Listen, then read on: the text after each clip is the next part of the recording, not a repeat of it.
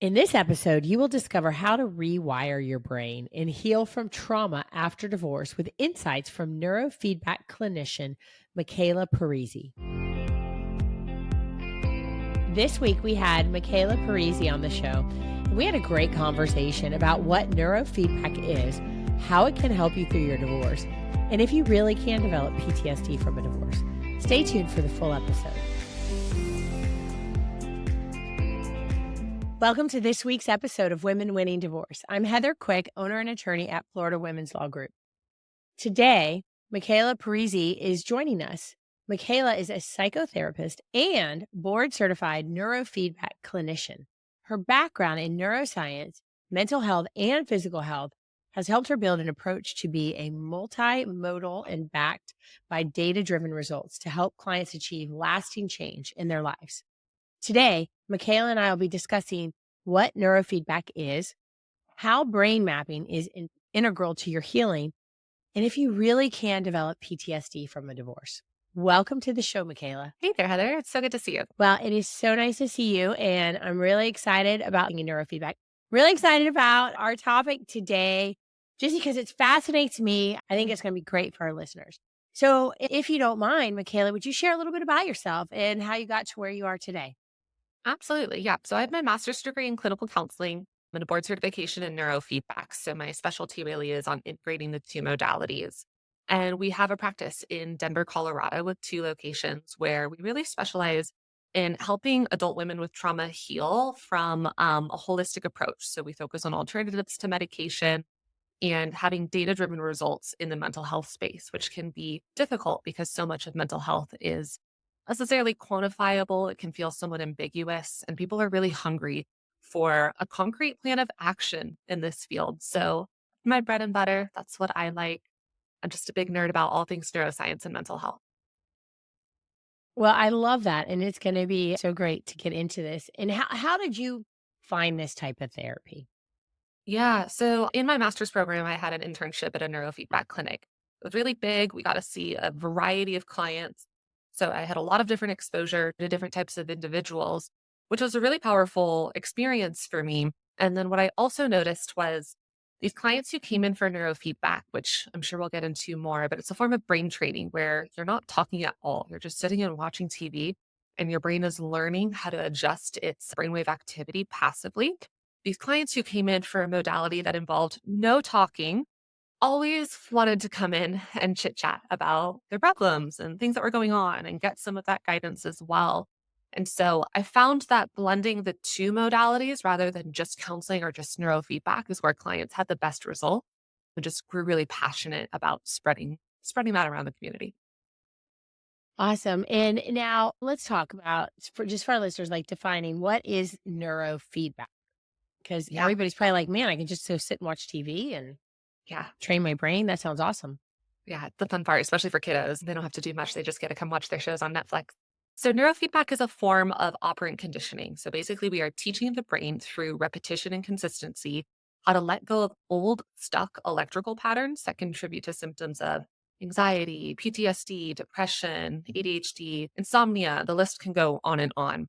So, basically, what happens is we start with an assessment to understand how fast and how slow certain parts of the brain are moving. And then if we're seeing maybe a trauma response, a PTSD type response, we teach the brain, hey, every time you relax that response just a little bit, we're going to reward you. And you'll notice that Netflix gets brighter and there'll also be like a ding in the background. Hmm. And our nervous system is designed to like stimuli. That's why we're so drawn to our phones, just lighting up and buzzing. It's an innate response to like the colors and the sounds. And so we're just reminding the brain with its own natural mechanisms. If you keep doing this, lowering this activity, you keep getting a reward.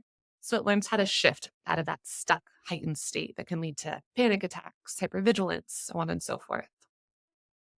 Now, how does that relate to, or what is brain mapping? Because we're going to kind of talk through all that. So I think that would be important to understand what that is, how that goes with the neurofeedback.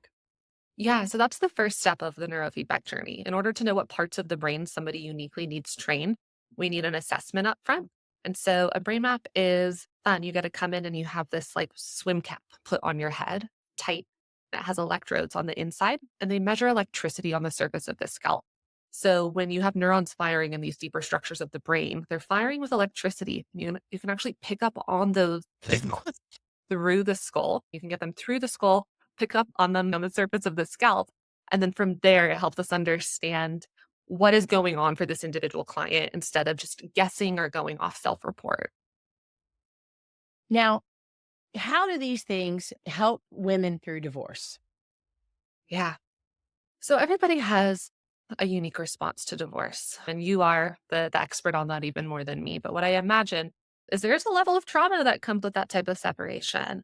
Even if it's a positive divorce, even if it's the right decision, there is a disconnection from your partner. There's a feeling of growth that comes with that. And so for individuals who respond to that with more of an anxiety driven response, that's like the hypervigilance, that's anxiety, that's feeling exhausted and burnt out and stressed.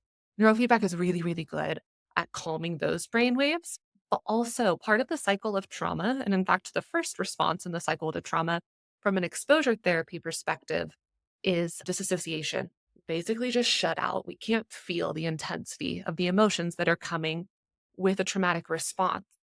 And so, depending on where you're at in that cycle, it's important for us to know what types of modalities might be helpful. But in general, being able to be witnessed in the therapy room, being able to verbalize what's happened, and then also being able to kind of go headfirst into the trauma is generally the best course of action for healing from those types of cycles. And would you say that is this a therapy that maybe you see people come to after they've tried other kinds of therapy?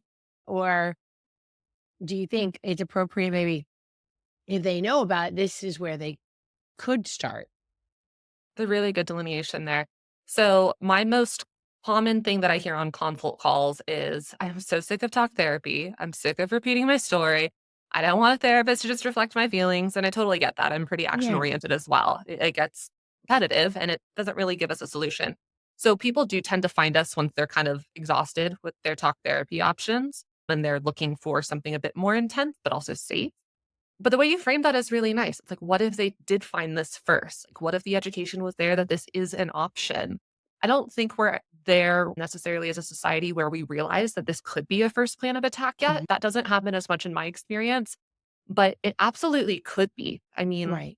if you have ADHD or PTSD, whatever it might be, you don't always need to go verbalize everything that's happened. Going headfirst into the trauma is not just reliving it, it can be treating the brain at the root issue so that those types of patterns and mechanisms don't have a hold on you in your day to day.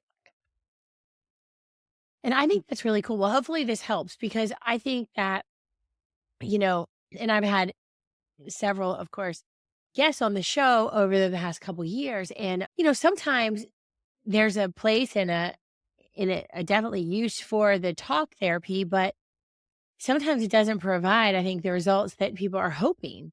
It's kind of it's just staying in the past and it's not really helping them move forward, which, at least that's what I want for all our clients and all women going through divorce, right? Is to move forward past that bad situation or sad situation and just in trauma in many instances and, go on with your life in a better way. Yeah. And the first line of attack with therapists and psychiatrists as well is therapy plus medication. Like research shows us that is a really incredible pair of tools to treat mental health symptoms.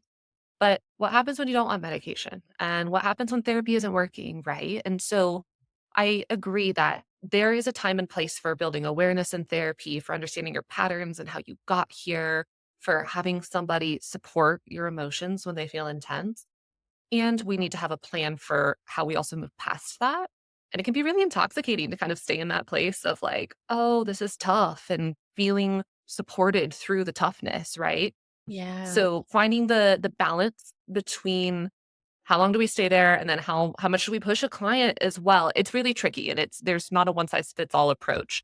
But with neurofeedback, the really cool thing is they don't have to talk about it. So whether they don't want to or whether they've already talked about it so much that they just don't need to anymore, it's just important for people to know that there are other options and it doesn't have to just be medication.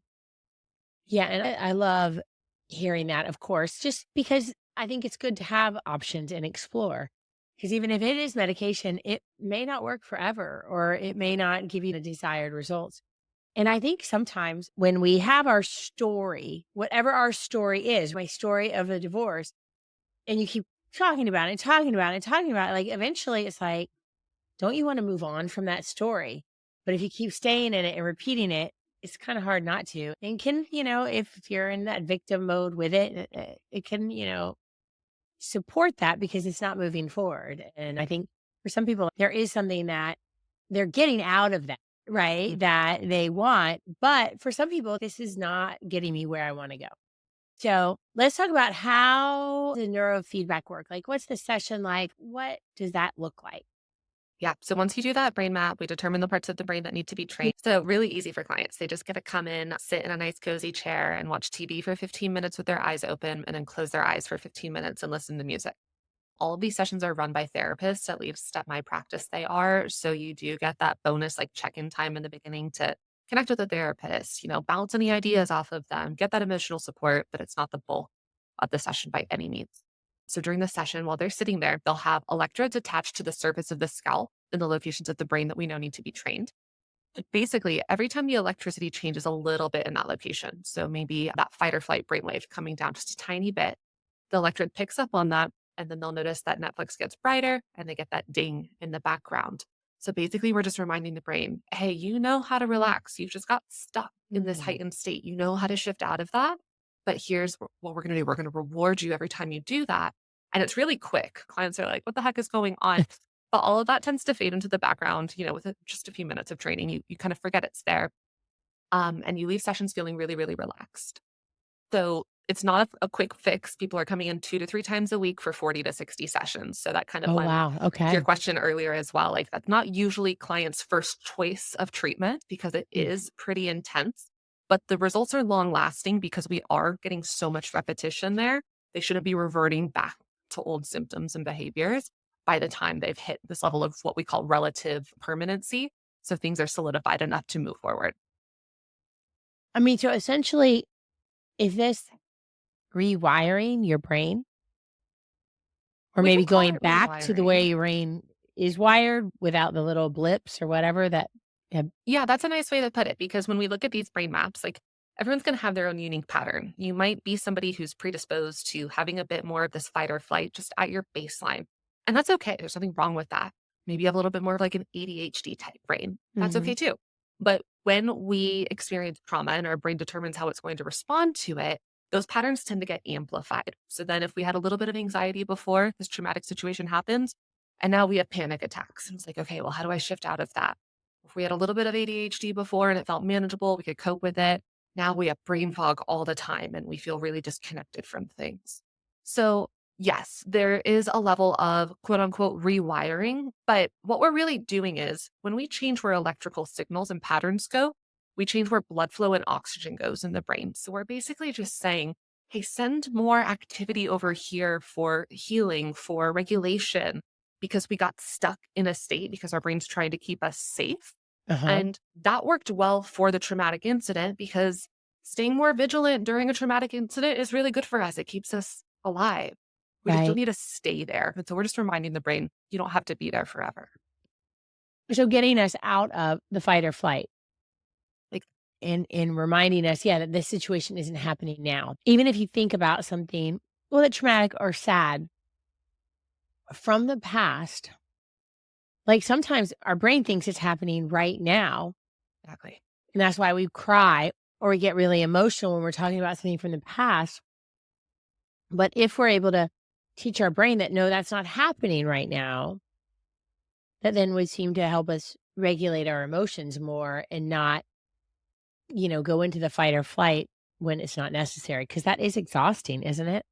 Oh, it's so depleting on the nervous system, especially that fight or flight pattern. I mean, that drives cortisol and adrenaline in the body. It works with your hormones directly in that regard. It impacts sleep. Like, it's not just one thing that gets impact in the brain or the Yeah. body. It's a cascade of events. But at the same time, being able to say, like, this thing that my body is reliving, like it is happening right now, is not happening right now. We can also do that in therapy. That's the beauty of therapy. A therapist Uh-huh. goes, Oh, well, I'm noticing like right now, actually, here's what's happening. We use immediacy. We change the narrative around it so it feels more accurate to our current circumstances rather than whatever story we've told ourselves, Right. kind of reliving itself in our brain. So, yes, a big part of healing from trauma is kind of bringing ourselves back into the present.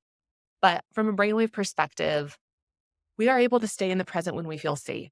And if we don't feel safe because of historical trauma, we're not going to even be able to access that. So there's a level of working on things on the back end or, you know, tools that we need to develop for ourselves before we can consistently stay there. It's not necessarily something we can just think ourselves into. Right. We can't, okay. Yeah. Can't do affirmations and get ourselves there necessarily. No, because Can't think it's our like way. saying, like, have some affirmations while you're in a house that's burning down. Like, you're going to be safe. Your body's like, no, I need to get out of the Yeah. house I know. I and got to then get I'll be out. able Which is down the really road to helpful practice because I think it. and is that, at least for me and probably for some of our listeners, like, you're like, okay, hey, I've learned a lot about personal growth. Like I can, right? Because Yes. I can retrain my brain, but some things we can't. Like we Mhm. can do the affirmations, we can do our meditation and our breathing, but sometimes we can't flip that switch and we're unable to change that without some kind of help like this. Yeah, well, you need the emotional buy-in of your nervous system. You can't just sit and think. Really logical people have a tricky time with this, who are like numbers oriented, my engineers, a lot of my men who I work with. It's like, okay, well, we can't just bypass the emotional system of the nervous system. We have to sit and feel like we are safe. And how do we feel like Uh, we are safe? Not by going, you're safe, you're safe, you're safe. Like I always think of toddlers, like if they feel scared, you don't go, you're fine. And then they're like, yeah, I'm fine. You go, right. "Come here, let me give you a hug. Like, I see that you're scared, and, like, look, it's actually not a monster. Like, we're okay." And that type of really just basic nervous system soothing goes a long way. That is really interesting. So we were just skiing as a family. And of course, went on a slope that or took off, followed my daughter and I, and the one who isn't as advanced of skiing or doesn't love it as much, right? She Mhm. wants to go at her pace. She's just a coaster, not a speed demon. Her brother's at the bottom of the hill. Don't be afraid. Just don't be scared. I hear you, but Yeah, that doesn't really work. But people say it to us all the time. I know. Our society is funky in that way, right? We try to bypass the emotional part because it's depleting, it's exhausting, and Yeah. it takes a lot of emotional intelligence, and it takes us slowing down. But, like, imagine, I wonder, like, for your daughter, if her brother came up and went down slow with her and was like, "You're doing so well. Like, look at you." Like, I wonder what would happen if you went just barely a little bit faster because you're doing so well. I could totally see you can do it. If she had somebody there and who Yeah. believed in her and met her at her level first and then said, "What if you did a little more? Like, it's okay if you don't, but like, what if you did?" It tends to change the outcome. It just takes, Right. again, longer, more patience. And it's not the quick fix by any means. Now, let's talk a little bit because we talked some about, talk therapy, and most everybody, probably our listeners, know about that. And obviously, medication is medication. We don't need to Mhm. get into which kinds, but clearly that is appropriate in many instances and helpful. But I would like to ask you to go into EMDR Yeah. because I've heard of it. I don't know that much about it, but because it's different from this, right? Or not? Yeah, it's definitely different. So I'll Okay. preface this by saying I'm not an EMDR therapist, but at my group practice, we do have EMDR specialists. So I can speak to it from that lens. EMDR is what I describe as like talk therapy on steroids. It's a more intense version of it, but it is still talk therapy at the Okay. end of the day. So it's really structured where clients come in and they usually have a goal in mind, whether it's letting go of this old memory that keeps coming up or processing a specific instance that happened, a specific trauma, whatever it might be. So we're going into it more so with a goal, not just Uh-huh. to meet a therapist and kind of check in and, have it be a bit more ambiguous there.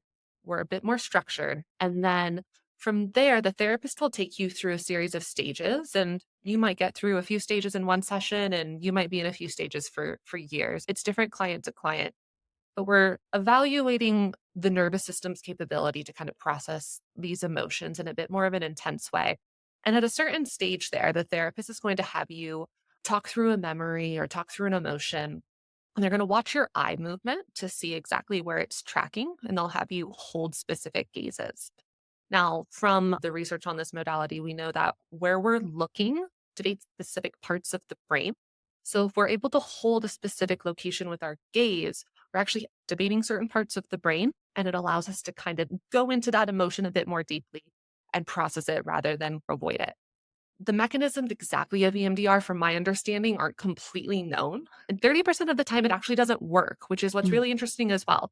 So, though it's definitely a buzzword and clients do have some pretty incredible results from it, it's not the only tool in the toolbox for processing things. It is just very unique in its process of being able to work through and let go of emotions in a very unique way. Okay, cool.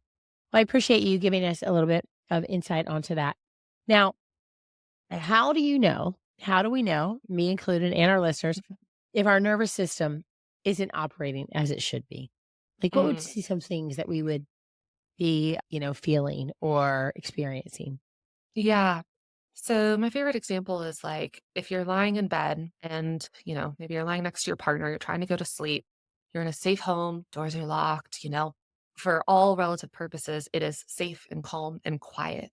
But your brain is telling you all of the worst things that could happen tomorrow at work, where it's reliving that one thing you said a week ago or that thing that happened to you a month ago.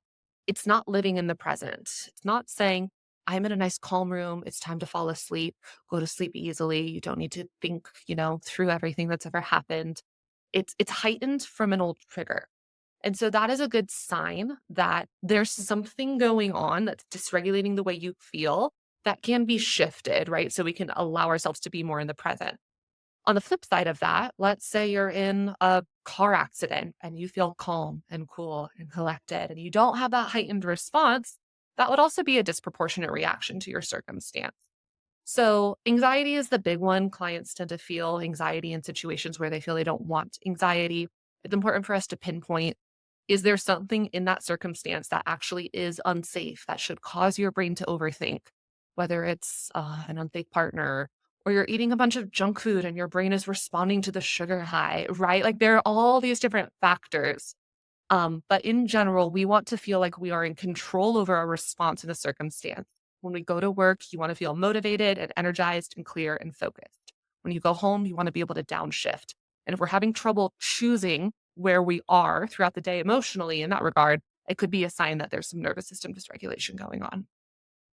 That is a great example. And I like the way you did it on both ways. Cause right, responding when there is maybe something dangerous or unsafe, that it's not just the other way around Mhm. in your brain. And does that or does that help validate, your feelings and help you feel maybe less crazy about stuff that's going on? And I don't mean that crazy, in a derogatory way. Just sometimes we feel like, am I really like going crazy or not? For sure. For sure. Yeah, it's truly my favorite part of my job because people, again, don't usually find us as like a nice source of learning about themselves. Every now and then we get some of those individuals, which are great too, but people are usually pretty darn confused and somewhat hopeless by the time they sign up for a program like this. And so when we're able to show them on a screen why they feel the way they feel and put language to it in a way that therapists tend to not have the background with because therapists aren't trained in neuroscience and brainwave activity. So this takes a whole new lens and approach to the way they feel. They can see in standard deviations away from the average how heightened their frontal lobe activity is, which would lead to anxiety. If they have more activity in their left prefrontal cortex, they probably have ruminating thoughts and like OCD. And so they Mhm. can see, like, compared to the average woman or man my age, I am way, way higher or way, way lower in this activity. So, of course, I feel this level of intensity and I can't just go change it because I want to. Like this is pretty big activity we're seeing Yeah. and we have a way to address it as well. So it's that two-part thing. It's not just like we're stuck there. We have ways to fix this if there's something that needs to be quote unquote fixed. But the visualization and the data-driven approach behind it tends to really land and that is one way you can actually regulate the nervous system by going, I see why I feel the way I feel. It makes sense. It feels more safe now. It feels less ambiguous and Mhm. confusing to me. Yeah, that's amazing, and I would think very validating, right? When you're having this, like, or the ruminating that you talked about, or anxiety, and to see that there, okay, that it's true, right? It's not just like and then, like you said, and now there's a treatment, and we can, address it Yeah. through the neurofeedback, which is amazing. Now, let's talk about like a divorce and, that situation causing maybe some PTSD. Mhm. It's something that could lead your nervous system to, be a little bit, out of whack. Yeah, absolutely. So again, I think it's always circumstantial, right? It'd be lovely if we could just say like all divorces cause this level of trauma and here's how we fix it. It's just not that simple. I've seen divorces. A friend the other day just went through an intense divorce and she said it's the best thing that's ever happened to her. She's thriving. And so like, okay, she's not going through trauma, but for those who are, we are inherently as human beings wired for connection. Babies need connection with their moms to survive. We need that level of emotional connection, human connection, validation, being seen, attachment to survive as a species. And so, especially in romantic relationships, that kind of mechanism within our nervous system and our biology gets really triggered.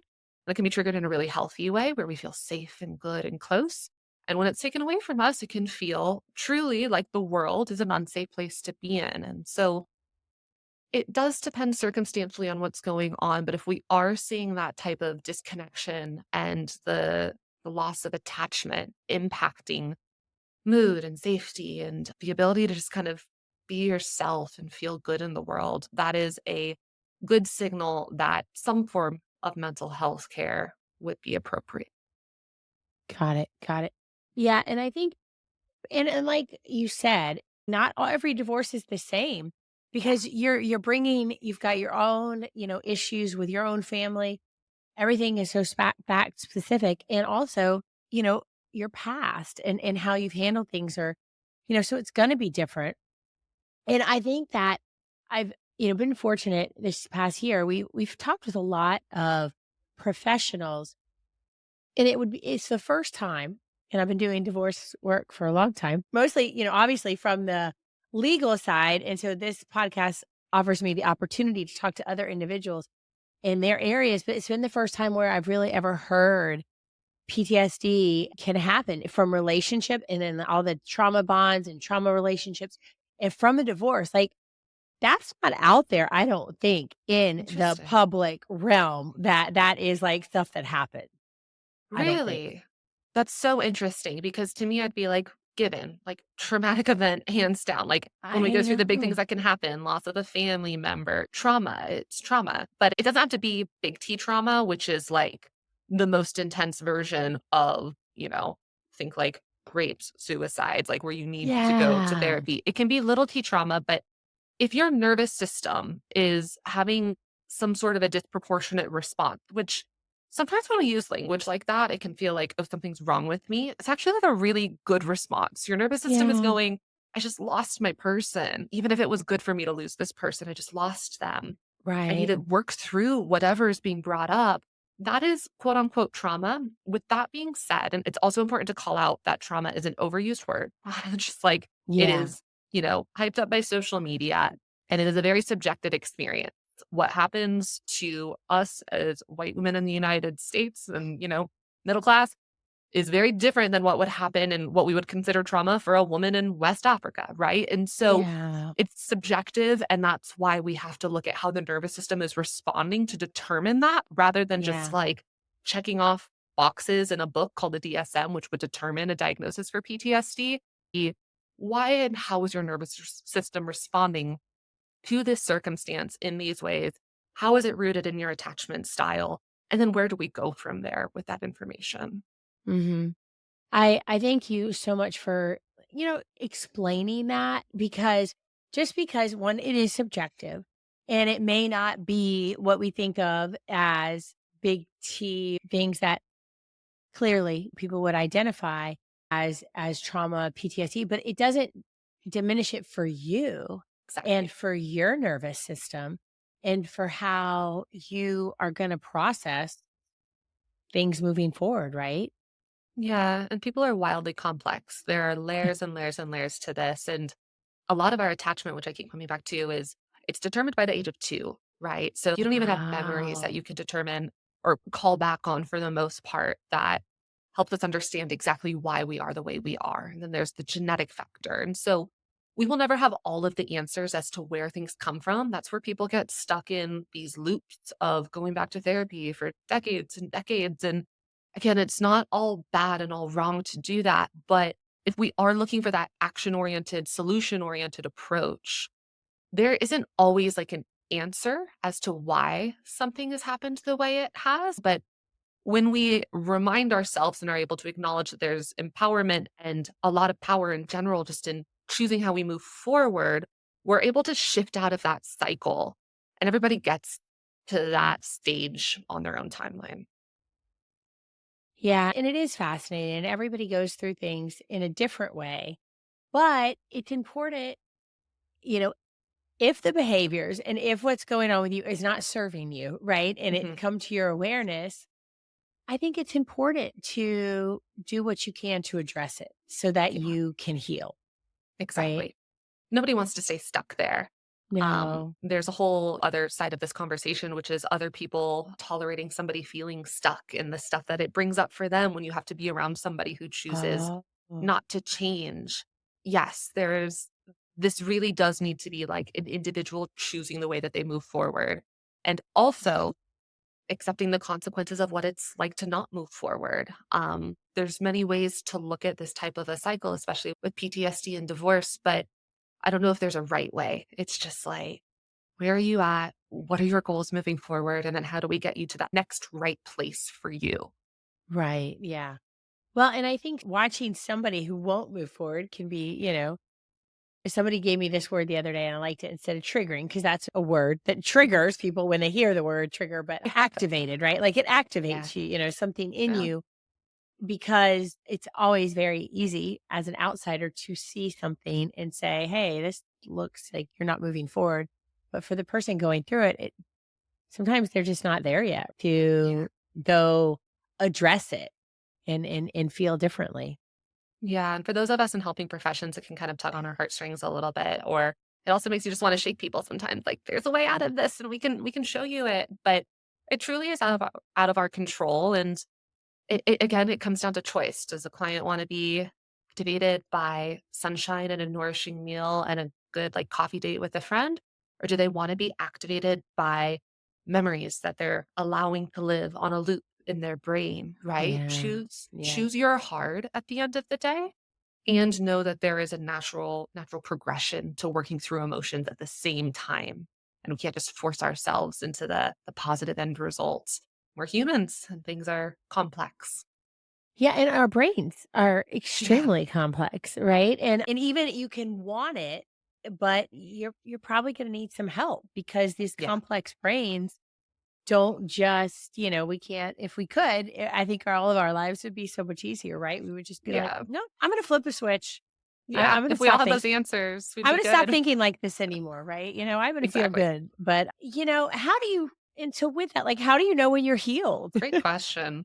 How you tell me, Heather. How do you know? How do you know? I don't know. I see it more as like a cyclical type of healing, or maybe even like layers if that visual helps, because we'll be okay for a while and then we won't be okay for a while. And then we'll think we've got it figured out. And then life hands us just a ton of crap. And it's like, okay, it doesn't mean that we're not healed. It just means that there's more to learn and more growth that can happen. And life is kind of pushing us in a different direction than whatever our ego told us it needs to be. And that's where we lean heavily just on clients' spiritual side or whatever deeper meaning they find in struggle. I mean, there's research behind those types of things that we could go into, but at the end of the day, it's like,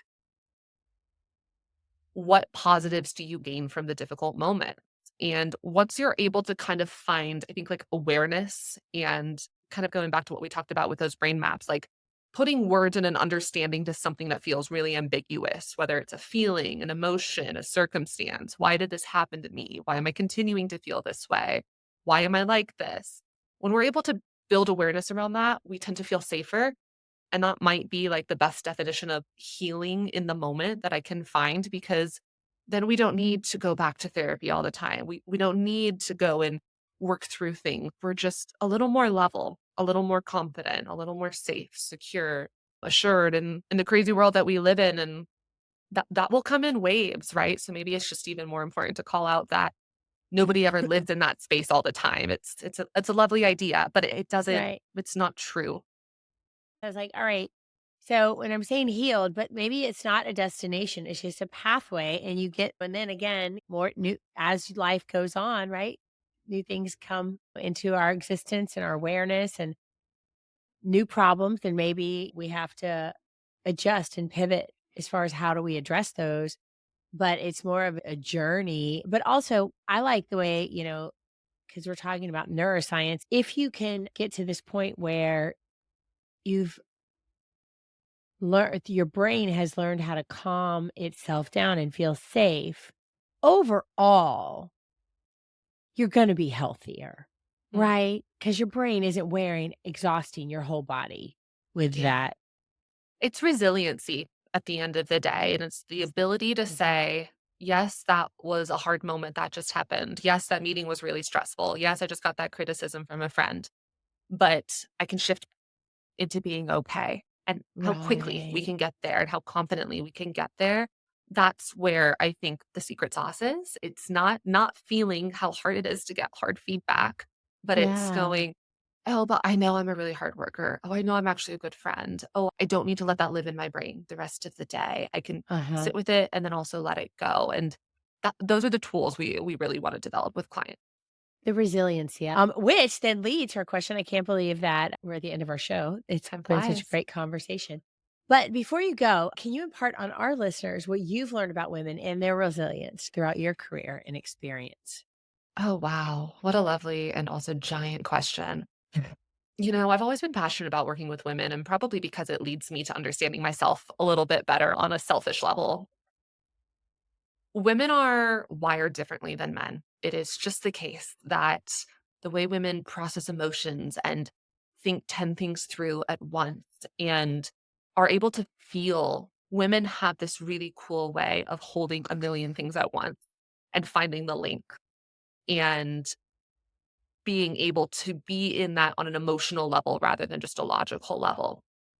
And I have found that that is like a superpower that is so underrated in the world, to be able to feel deeply while managing many, many different pieces of life, of other people's experiences, of your desires, of all of the above. And I am just mesmerized constantly by women's ability to dig deeper and find more strength and more strength and more strength when they like hit the bottom of the hole. Women are powerhouses, moms are powerhouses, and it's something that probably isn't discussed enough in our society. And it doesn't necessarily, again, need to poo-poo on something that men do or can't do. It's just Right. like, if we can speak more to the resiliency, the level of depth, the level of nurturing that women can bring, I think everybody gets better from. Agreed, right? Just because we're talking about the positive attributes of women and what we bring to the table and to this world doesn't mean it's negative, right? Yeah, Against men. We're just talking about what women bring and because we are so different. yeah. But lastly, Michaela, where can our listeners find you for more information and resources? Yeah, so my practice in Denver is called Connected Brain Counseling, and if you just go to connectedbraincounseling.com, there's a lot of ways to get in touch with me there. Instagram handle, LinkedIn, all of that is just Connected Brain Counseling, so nice and simple there.